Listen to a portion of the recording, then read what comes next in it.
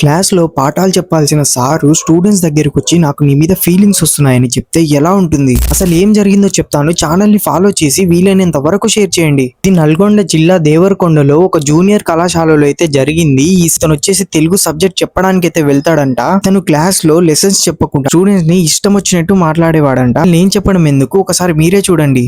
Telugu sir ఏమంటారు, class చూసే విధానం కానీ మాట్లాడే విధానం కానీ అస్సలు బాగాలేదు.